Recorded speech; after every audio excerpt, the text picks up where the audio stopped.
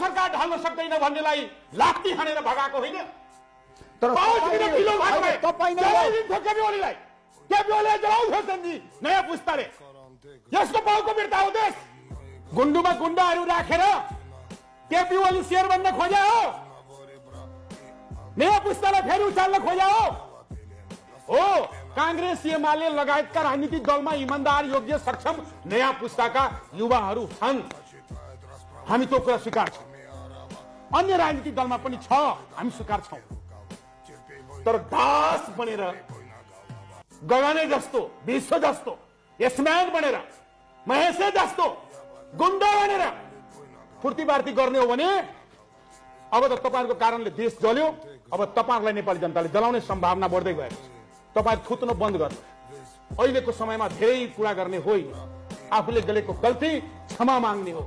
देशको निम्ति, जनताको निम्ति, पार्टीको निम्ति आज विधि कोइराला भएको भए एक लाठी होइन 100 लाठी हानेर शेरबहादुरलाई निकाल्थेर बैठकमा आउन दिँदैनथे। युवाहरूको ताकत। चुनाव हुन दिनुस्, सुशीला कार्की दिने खुट्टा किन कमाएको?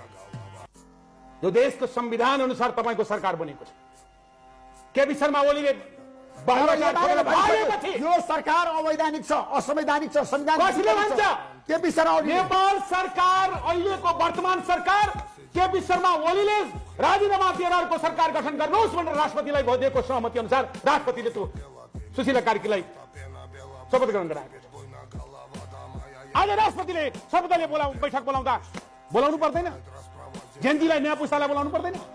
सर्वदलीय आन्दोलनको पक्षधरहरूलाई बोलाउनु पर्दैन? बाइपास गर्ने केपीलाई थुन्नु पर्दैन? शेरबहादुरलाई थुन्नु पर्दैन? रमेश लेखनालाई थुन्नु पर्दैन? सिडोलाई थुन्नु पर्दैन? अहिले पनि कुरा गर्न दिने एमाले, केपी ओली, हत्यारा, नरसंहारी, पिता कति कुराका पिताहरू आज फुर्ती कुरा गर्ने? लाठीको डरले बालुवाटारबाट भागेको होइन। यो देशमा कस्ता कस्ता शासकहरू जो सेनाको ताकतले चलेका थिए, जनताले त्यसलाई समाप्त गर्यो। तेरो के ताकत छ? 40 लाख भोट पायो भन्छ, 20 लाख भोट पायो भन्छ, 50,000 युवा काठमाडौँमा छ, 5 जना शेरबहादुर र महारानीलाई बचाउन गए। फुर्ती लाउने व्यतिथिका नायकहरू, भ्रष्टाचारीहरू, कांग्रेसका कर्मचारीको नाममा रहेका, सरकारमा रहेका भ्रष्टाचारी कर्मचारीहरू, एमालेको नाममा रहेका भ्रष्टाचारी कर्मचारीहरू परिवारलाई खोजी निकालेको। किन ननिकालेको? सचिवहरूलाई किन ननिकालेको? किन बोकिदिएको? सुशीला कार्की 4 जनालाई तुरुन्तै थुन्नुपर्छ, तुरुन्तै 4 जनालाई थुन्नुपर्छ।